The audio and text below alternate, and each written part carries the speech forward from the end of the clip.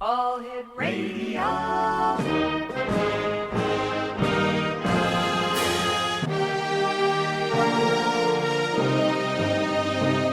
Welcome to the X Zone, a place where fact is fiction and fiction is reality. Now, here's your host, Rob McConnell.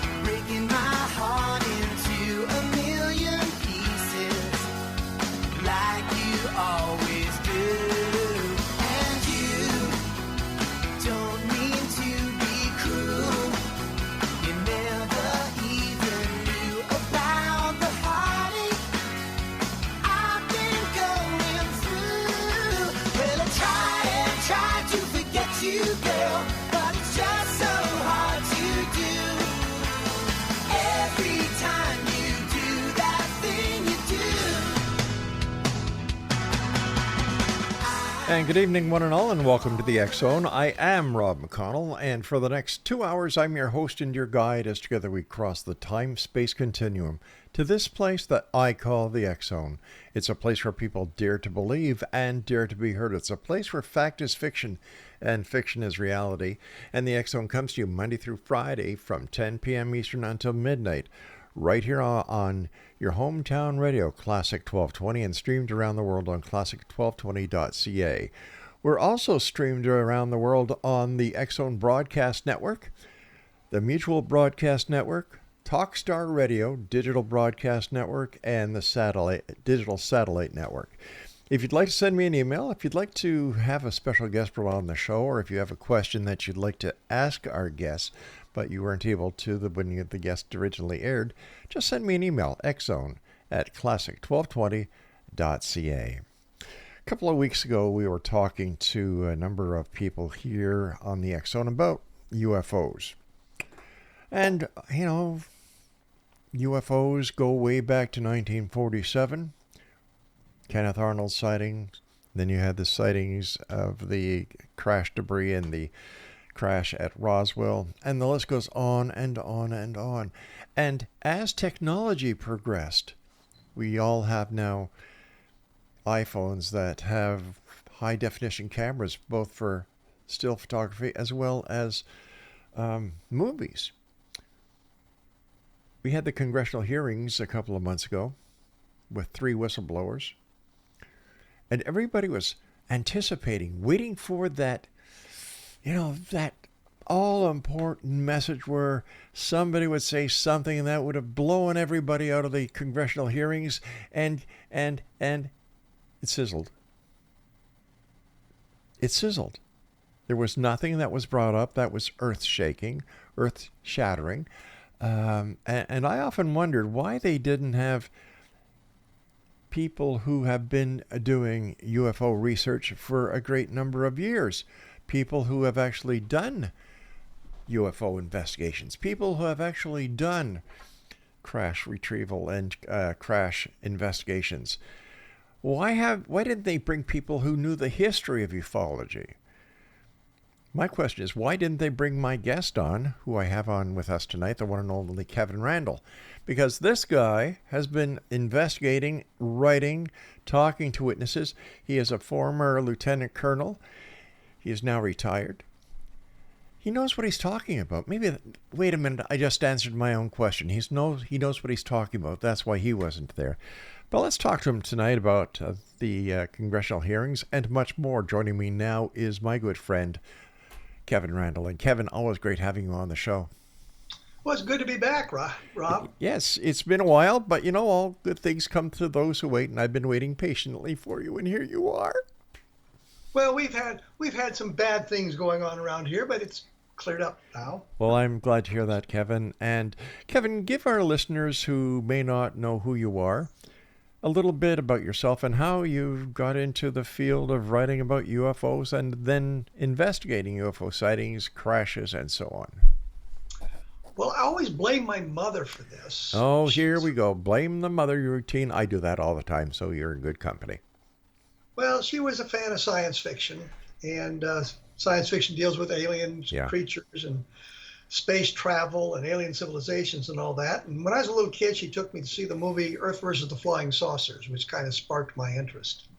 And from that point on, I was reading books about UFOs.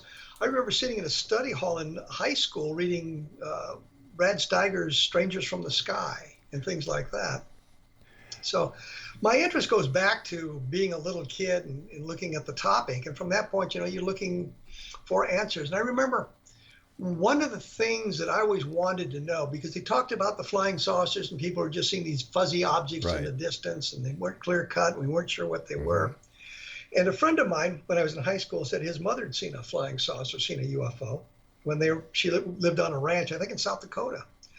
So I interviewed her. I got a chance to sit down and chat with her. My main question was, did it have sharp edges? And she said, oh, it was a clearly shaped, disc-shaped object with very defined edges, not a glowing ball of gas or anything like that. Something very distinct, hovering over one of the barns. And from that point on, whenever I had an opportunity, I'd take a look at stuff. When I joined the Army after high school, when we would get passes, I would do UFO research. In fact, I requested a 3-day pass to go interview a guy who claimed that he had been abducted by UFOs or been invited on a trip by the UFOnauts. A guy named Carol Wayne Watts, as a matter of fact. He wasn't that far from where I was stationed at the time, so I drove up there. And I think the reason he sat down and talked to me was, I'm like 18 years old, but my car had a sticker on it from the military base, so clearly I was military. And my haircut kind of gave me away too, by the way. So we chatted about that, but I just didn't believe the story because it just was, shall we say, incredible. It just didn't make any sense.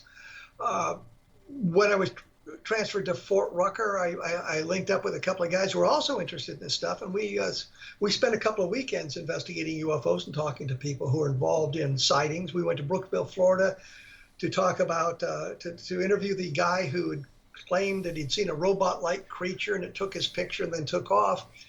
And we talked to the sheriff's office there, and one of the sheriff's deputies told us that the papers that the guy had given him had a strange feel to them, and they reacted like flash paper. But when the Air Force returned the material, it wasn't quite the same. So that kind of leads into the conspiracy aspect of it. And my interest always grew from there. I wanted to be a writer as well, and I was interested in the topic of UFOs, so I started doing UFO articles. I also did science fiction, by the way. The UFO articles took off, especially in the mid-1970s when there were like 6 or 7 magazines that dealt with UFOs. And so as a writer, I could make a pretty good living just writing UFO stuff. But that collapsed, and I got involved with writing action adventure series and science fiction. And then I was at a science fiction convention. Bob Cornett and I used to go to science fiction conventions to meet the editors. The editors all go to the science fiction conventions. The book editors and the magazine editors would go there to meet the writers and meet the fans and promote their work. And we were going there to meet the editors because we thought it would be simpler or easier. It would be harder for the editors to reject our work if they knew who we were. And one of the things that happened is there was going to be a debate between science fiction writers and some guys from the Center for UFO Studies. And I was going to be on the side of the science fiction writers. I think one of the writers on there was George R.R. Martin. I'm not sure. I know one was Frederick Pohl. And so when we got ready to do the debate, it turned out the guys from QFOs didn't make it. It was just a single guy. And so I said, well, I'll switch sides because it's a debate, Well, in a debate, you can do that. Yeah, okay. And so we had a nice discussion there. And afterwards, I got a phone call from the center, and they said, we're reopening this investigation of the Roswell case. Would you be interested in going along with that? And I thought, sure. Don Schmidt and I would go down to Roswell. We would spend 2-3 days there. We'd solve the case, and we'd be out of there. In fact, we had a similar circumstance. Bob Cornett and I went to investigate the Joplin spook light. And it took us most of a day to figure out what it was. And the documentation and the evidence proves we were right, but the people in Joplin, Missouri said, no, it's It can't be that. It's got to be something strange, something unusual. We knew exactly what it was. And I thought when Don and I went to Roswell, we'd do the same thing. And it kind of looked that way. Right. We were supposed to meet Frank Joyce, who was a reporter down there, but he was sick and couldn't meet us. We met with a group in Albuquerque who were more New Age than UFO oriented. Met with Cliff Stone, who turned out to not be the most credible of sources. And I told Don at one point, I said, you know, we're just getting nowhere. And then we met Bill Brazel, son of the man who'd found the thing and turned the whole thing around. And from that point on, Don and I continued our investigation. I'd done a book, which was a collection of my magazine articles and some new material in 1989. So I was kind of stepping back into the UFO field. But Don and I made a couple of trips to Roswell.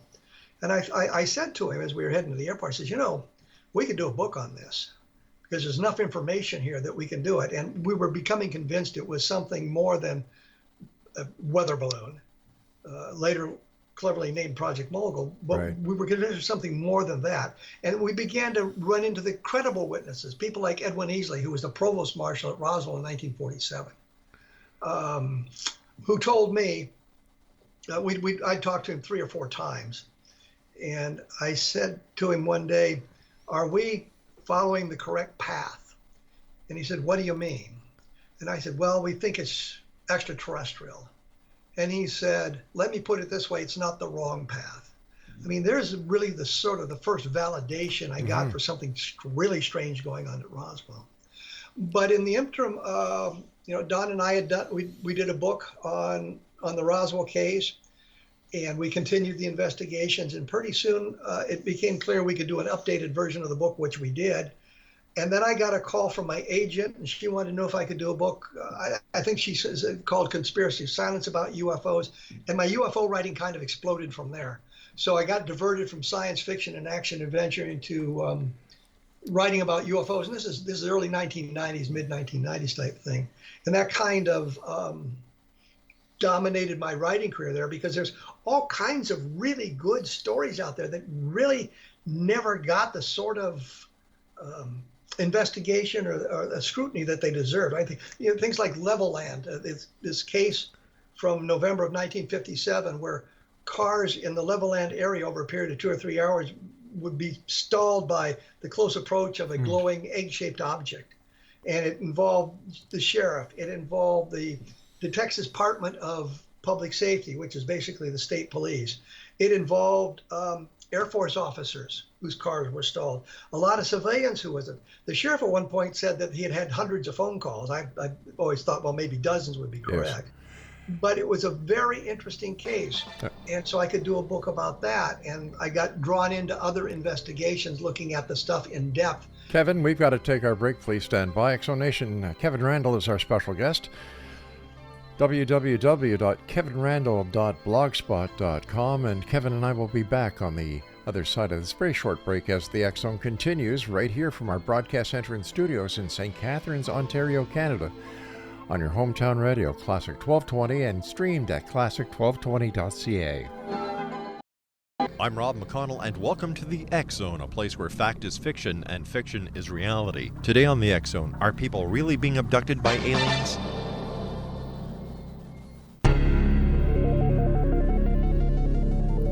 Are people really being abducted by aliens? Well, if you were to ask 9-year-old Ryan from Port Colborne, Ontario, he would show you the marks on his hands and tell you about the night he was teleported from his bedroom into a hovering UFO over his home, and about the experiments the aliens conducted on him. Dr. Roger Lear, a medical doctor in California, has extracted 11 implants from people in Canada and the United States who have only one thing in common.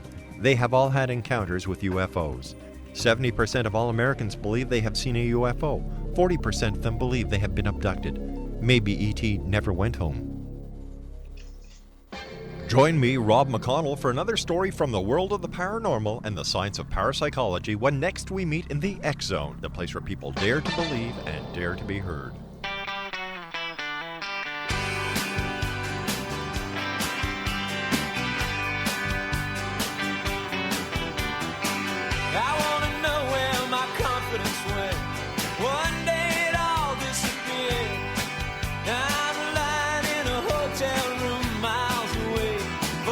Next door in my head.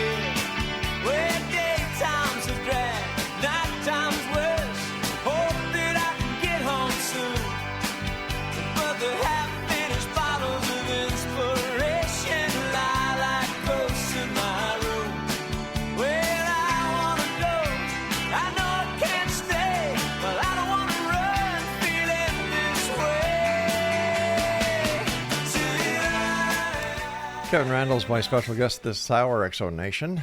kevinrandle.blogspot.com. And Kevin's show, A Different Perspective, is heard on the Exxon Broadcast Network, and you can listen to all Kevin's shows, past and present, at www.xzbn.net. Kevin, why hasn't the Roswell case been solved one way or another? Well, before I answer that question, let me point out that one of the shows, my shows, somebody just wrote me and said, like, they had 200,000 hits. Yeah. I do not understand that, why other shows don't do that well, but that's a whole other argument. The problem is, if it was really an alien spacecraft, well, the government's going to cover it up. I mean, they've got to hide this, because if we suddenly have possession of alien technology, we don't want our competitors to know that we have that technology. That makes sense. The other problem is we have some interesting testimony. I mentioned Edwin Easley, for example, the provost marshal at Roswell, talking about it. Every member of Colonel Blanchard's staff, Colonel Blanchard being the base commander at the time, that we were able to interview, with a single exception, talked about it being something strange and something alien. But it's all testimony. We have virtually no documentation. We have no photographs.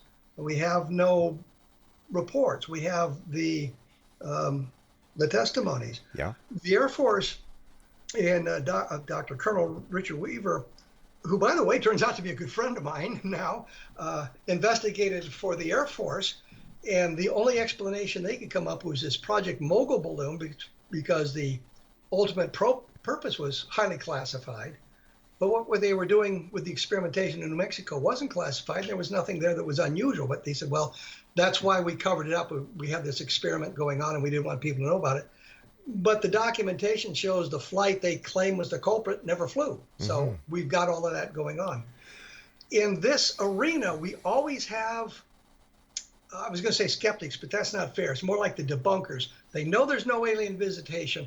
Ergo, anything that suggests otherwise has to be a hoax or a lie.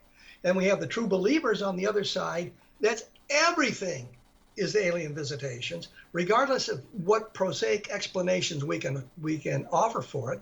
And I can't tell you how many times I've explained a UFO case, for example, and people say, well, no, it can't be the answer. There was a sighting here in Iowa of a boy and a girl, a man and a woman, were out near a park, and they saw these star-like objects seeming to float down to the ground, just points of light floating to the ground. Talking to the girl 2 weeks later, she had produced a drawing of a dome disc. That's something what her imagination came up with. And even after that, she came up with a dome disc, and you could see two entities in it. The explanation was they were watching the landing lights at an airport. I went out there and watched them several days later. I knew exactly what they were saying, and it met their descriptions. And when I posted that information on my blog, I got hate mail from people saying, well, you're just saying that because it's a woman. You want to believe what she has to say. Whoa. You won't listen to the woman. It's all you guys ganging up on her. No, it was airplane landing lights. So we have this controversy here, and we can't get people to look at it dispassionately. I interviewed James Van Allen, the radiation belts guy. Right. Which, by the way, at the University of Iowa, you never called them the Van Allen belts. They were always the radiation belts. Van Allen insisted on that. And we were talking about that. And he was explaining that you need to look at the information dispassionately. You may have a bias in it, but you want to look at it objectively and dispassionately as best you can, and search for explanations, rational explanations that fit the facts. And in some UFO cases, there is no terrestrial explanation that seems to fit all the facts. Does that take us to the extraterrestrial? I say it makes you lean that direction, but it is not the kind of proof you want. We need something more tangible than that. So the problem we haven't solved, the reason we haven't solved the Roswell case is simply we don't have the tangible explanation or the tangible facts we needed. A couple of exceptions. We have an FBI memo that talks about what happened at Roswell and mentions the balloon explanation that does not fit the facts that came out on the same day at the newspaper report with me. We found a letter that was written to Edwin Easley, the provost marshal again, and I put this up on my blog, from the Secret Service, thanking Easley and the military police at Roswell for their assistance in their investigation in 1947. And it's important because Easley had told me that he couldn't talk about what he had seen because he'd promised the president. And I got a lot of kickback from the skeptics saying, well, do you think the president would call a major at a base and chat with him about that? And I'm thinking, I believe the president called a lieutenant colonel and they ended up bombing Tokyo. He was talking to Doolittle. Right. But yeah, he would talk to the guy if that was the guy with the information. But I also thought Easley didn't have to talk to the president. He could talk to the president's representative, and that would have been the Secret Service. And suddenly, not suddenly, but years later, Nancy, I want to say Nancy Travis, but that doesn't sound right. One of the daughters of Edwin Easley, had come across that letter from the Secret Service to Easley, thanking him for his cooperation. Does that prove that it was something to do with alien spacecraft or anything? No. But it links us back to that event. It happens to be 1947. Right. It's thanking Easley for his assistance, and that may be a nebulous connection to the White House asking him to remain silent about it. That's about the best we can do.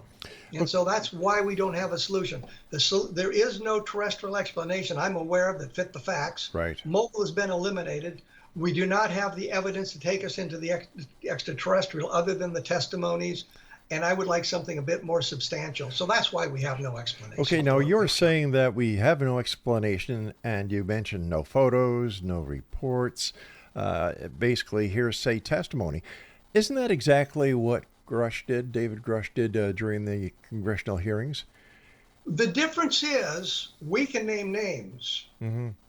And it's not really hearsay because we're talking to the guys who were involved. I mean, Edwin Easley was directly involved. He directly saw stuff. The same thing with Patrick Saunders. The same thing with literally a long list of people who saw debris or claimed to have seen the bodies, that sort of thing. That would be direct observation. It's not hearsay. But that doesn't really get us to the point we want to go. When we get to Crush in the congressional investigations, he said, well, I talked to people who saw this sort of thing. Well, I talked to the people who saw it. So what was his, why did they have him there? Because in my opinion, he didn't divulge anything. And if you're going to say you're going to have a congressional hearing, I think that anything that Grush was to say should have been in public so the American public could actually hear what he had to say instead of bringing it to a secure setting away off camera. Oh, I agree with you completely and totally. Yeah. He connected with somebody in the news media that got the attention of the congressional representatives. But when he was talking about this, he mentioned two crashes in his first testimony. He mentioned one in Italy in 1933, and he mentioned Roswell. Well, everybody knows about Roswell now in today's environment. That was no big giveaway. But this Italian crash was not that well known. I communicated with some colleagues in Italy. They had investigated that rumor 20 years ago and determined it was a hoax. So I'm thinking if Crush knows what he's talking about, he would have known that too. It took me like 2.5 hours to learn that sort of thing about it. But we got no details. Well, I talked to people who saw this, but I can't tell you who they are. Exactly. That was the thing. I can't tell you who it is. We'll have to do it in closed sessions. So much for transparency. My question to you, Kevin, is, and I used the hype, during the introduction to the segment, I said, why weren't there people brought before Congress who knew what the hell they were talking about? Like you, for example. Why would they not bring somebody who's done all the hard work, all the dedication, the witnesses, as well as your military expertise and your military background to this kind of hearing about UFOs or UAPs? Well, remember one thing, I do outrank Crush. He was just a major, and I have 2 awards higher than his award, so I win in that category too. But I think the problem is he got connected to people who were connected to Congress. The story that I hear, and I'm not sure story is the right word, it may be more foundation to it than that, was at Skinwalker Ranch, which is this place in Nevada, Oh, yeah. or not Nevada, Utah, where unusual stuff is supposed to be going on and UFOs are seen and all this. And he was connected with some of the people involved with that who had connections in the Congress, former members of administrations, former semi-high-ranking people in various governmental agencies. And so he was connected with those people and was talking to them. I think that's where he got most of his information. And I think the reason we can't hear their names is because if he gives us his names, we're going to know exactly what's going on there. That's my speculation. But he doesn't seem to have the inside knowledge. I've said repeatedly, he wouldn't name names. I'll name names. I can tell you who all I talked to. I've got videotape. I've got audio tape of the witnesses. So it's not just me saying, this is what I think they said. Here, you can see what they said. And I know that some of that material was used when the Air Force investigated the Roswell case in 1995. So I like to say, well, I know where the bodies are buried. I know who the good witnesses are. I know who the ones that have come up wanting. And we, and I say we, I'm thinking of Don Schmidt and Tom Carey and some of the others, expose those people because they don't do us any good. And when they're discovered to be less than candid, then that hurts the entire case. Kevin, stand by. We've got to take our break at the bottom of the hour. Next donation, our guest this hour is Lieutenant Colonel Dr. Kevin Randle. He's a retired member of the military. And as always, Kevin, thank you for your service. And we'll both be back on the other side of this break, continuing UFOs, UAPs, or BS. I'm Rob McConnell. This is the X Zone, and you're listening to us on Hometown Radio, 1220.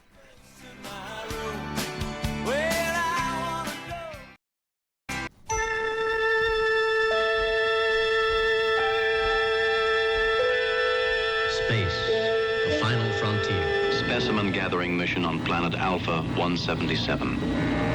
Mr. Spock is much stronger than the ordinary human being.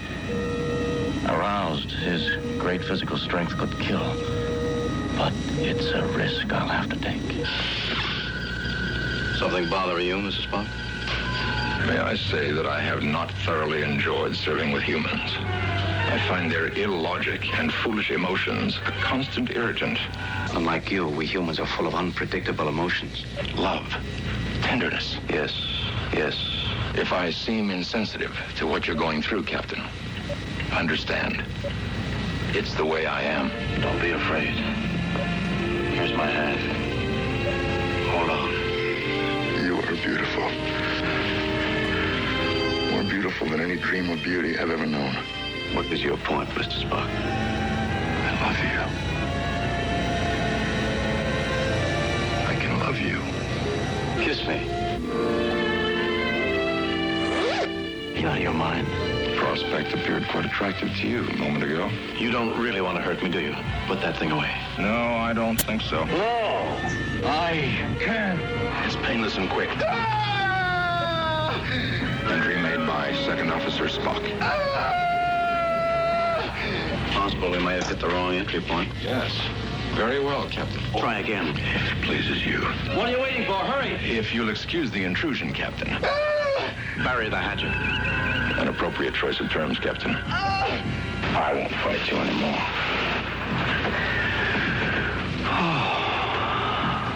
I feel so weak. I'll be glad when this is over. I'm behaving disgracefully. Believe me, Mr. Spock. It was painful. In more ways than one. Aye, sir. Captain's log supplement. I've seen a part of myself no man should ever see. I don't know why I have not been infected. Thank you, Mr. Spock.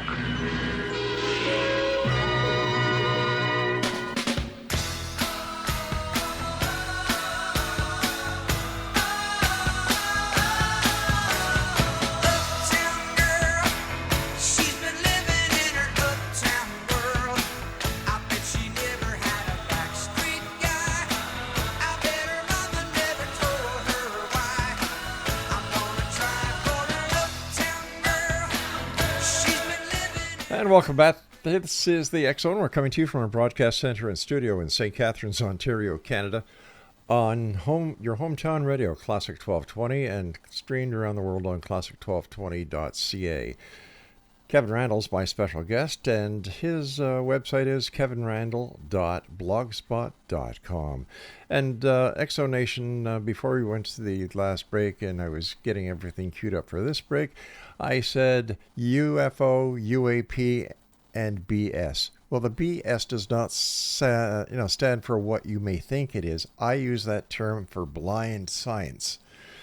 And during the break and the gay episode of Star Trek, Kevin and I were trying to come up with the three-letter word instead of just two, like UFO, UAP, and BS. So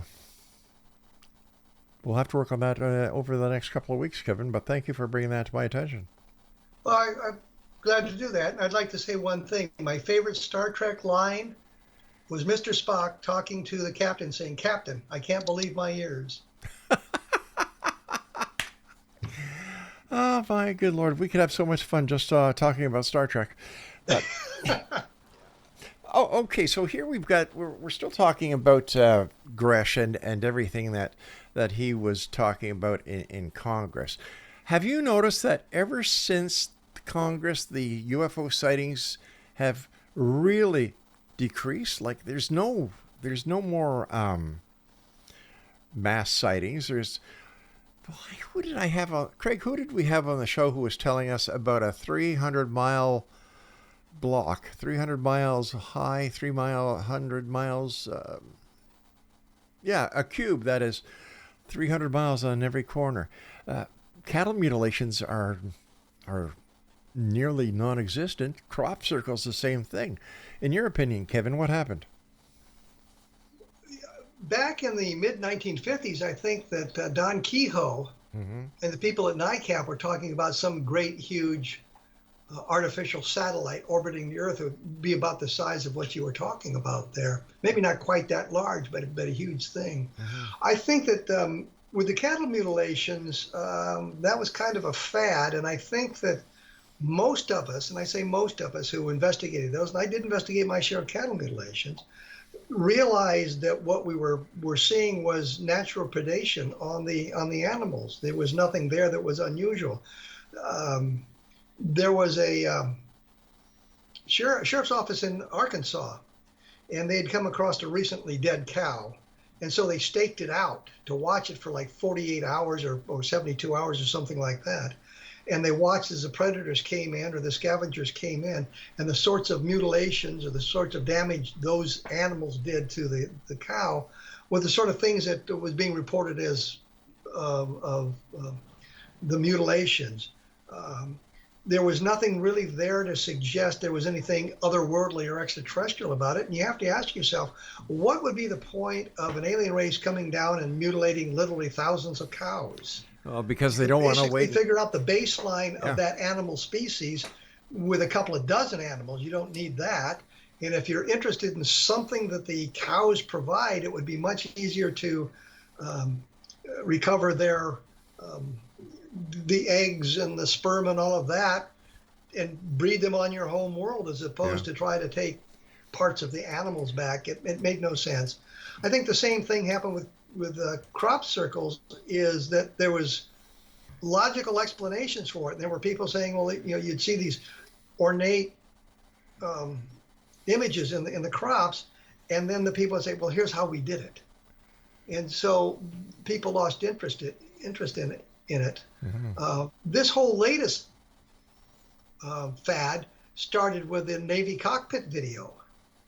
And I'm convinced now that an awful lot of that was technological glitches as new sensor equipment and electronics came online.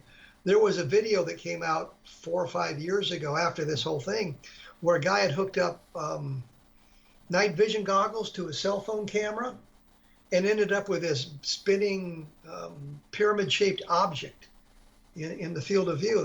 It was some kind of a relationship, electronic relationship between the two devices that created this thing internally as opposed to something that they were seeing. So we have to look at all of that sort of thing when we look at it.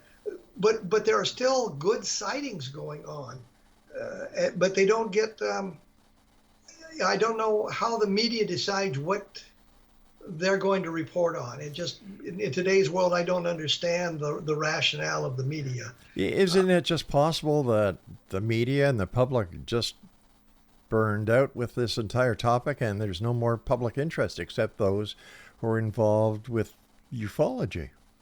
I see a lot of interest in it still, but the UFO field has gone through fads where there was a great deal of interest in 1947 and it faded away.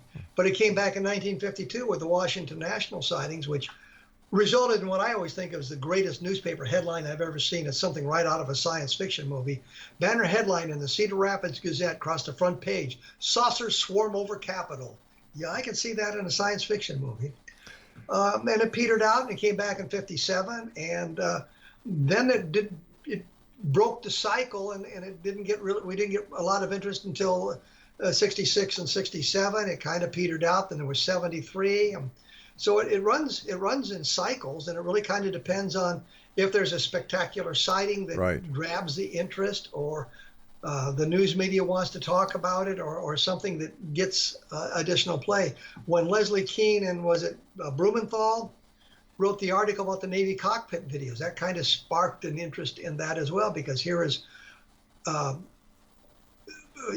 video from the Navy, which the Navy verifies as, yes, this is a Navy video. And I love the way people say, well, the Navy had these cockpit videos of UFOs and said they're real. No, the Navy said the video was real. Didn't say the object the video was real. By the way, Kevin, video came from the Navy. By the way, I don't know if you did this on purpose or not, but when you were talking about the cattle mutilation, where you said that the sheriff's office staked out the cattle mutilations, I thought, oh, that was brilliant, Kev. Yes, they did stake it out, and they had the barbecue sauce with them.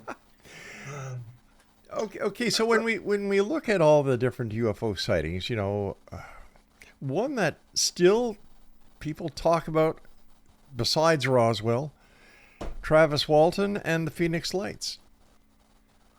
The Phoenix Lights is problematic because I think the lights portion of it is pretty well explained, but there were subsequent sightings that took place at the same time of this large triangular-shaped object.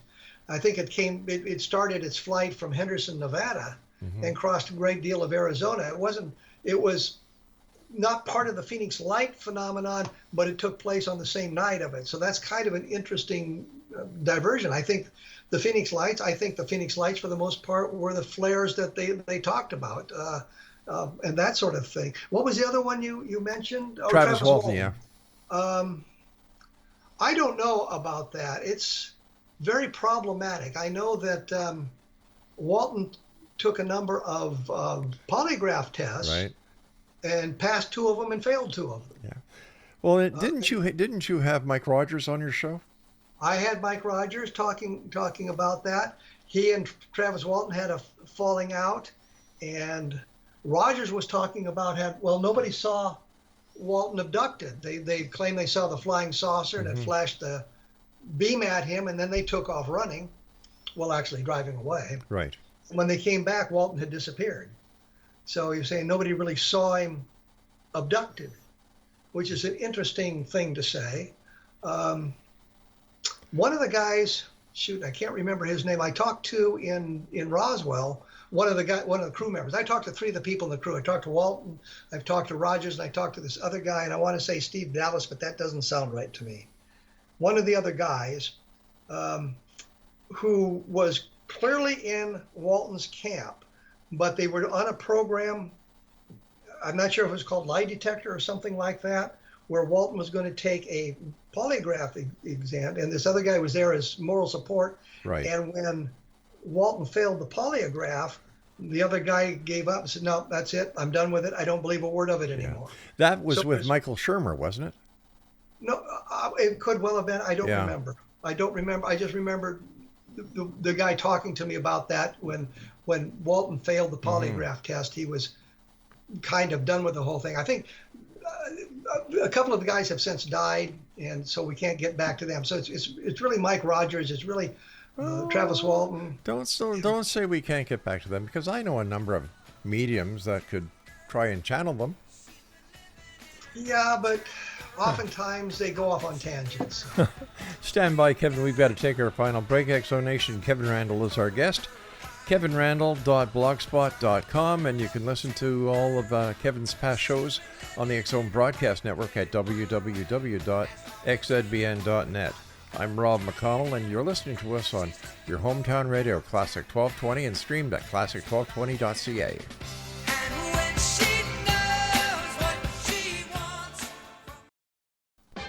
I'm Rob McConnell, and welcome to the X-Zone, a place where fact is fiction and fiction is reality. Today on the X-Zone, the world of psychic fairs.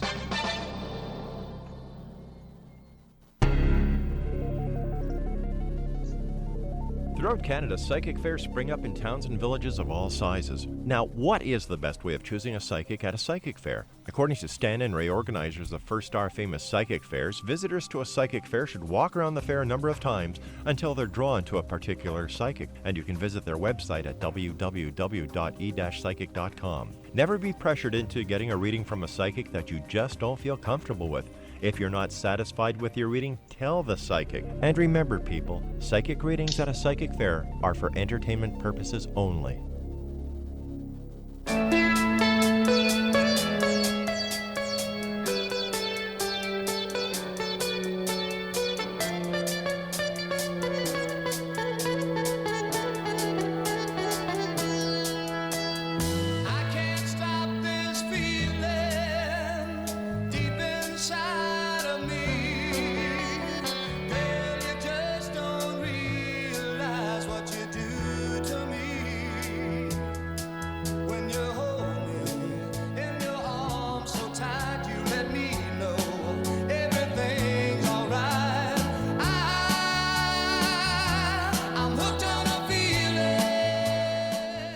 Kevin Randle is my guest this hour, kevinrandle.blogspot.com, and if you'd like to listen to any of Kevin's past shows, visit www.xzbn.net.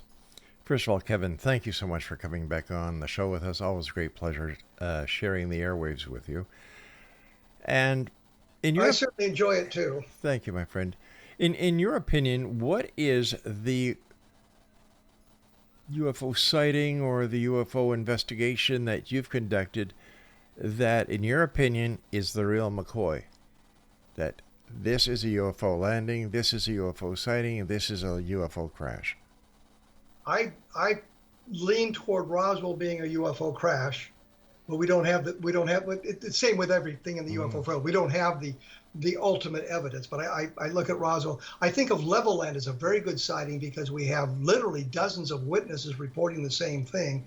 And when I was doing the book Level Land, I discovered that the sheriff, I always hated his name, Ware Clem, of Hockley County, I think it is, which is just west of Lubbock, Texas, had gone out to look for himself for the UFO, and he in his car was followed by a car with the Texas State Police, and behind them was a car from the Air Force. And they got out close to this, and the sheriff talked about seeing the object in the distance in the Air Force report.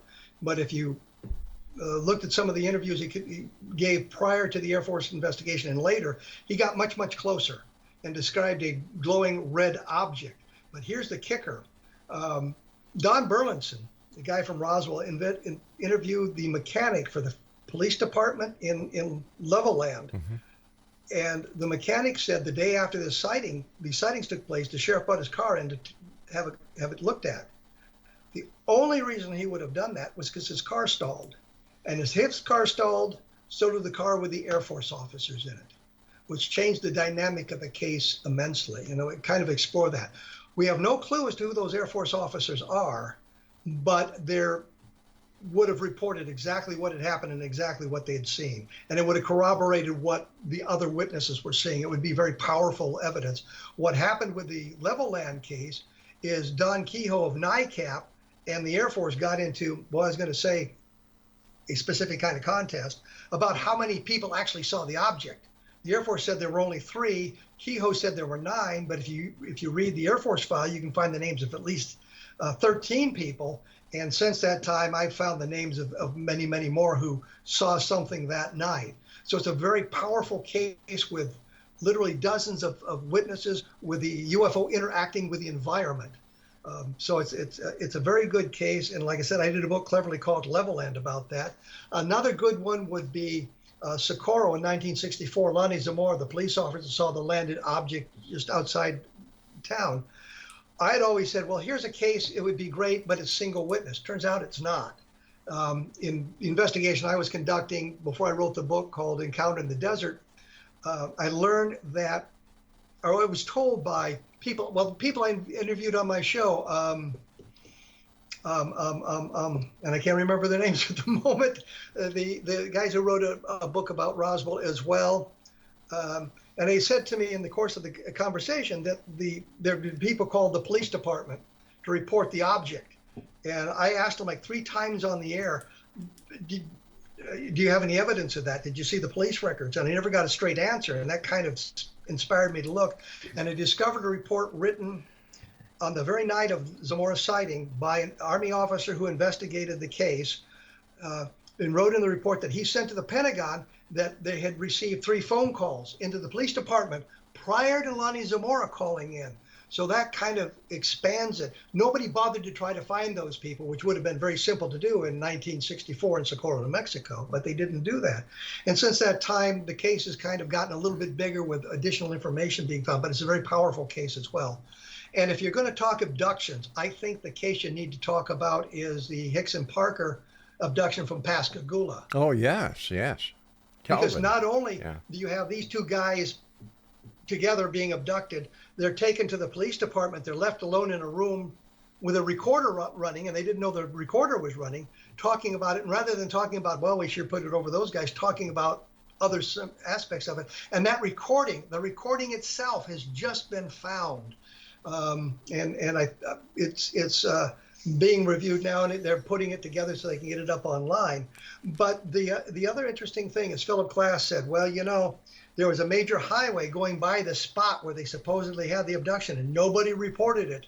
This seems odd to me. Turns out, if you've been to the actual area, you see the bridge that Glass was talking about.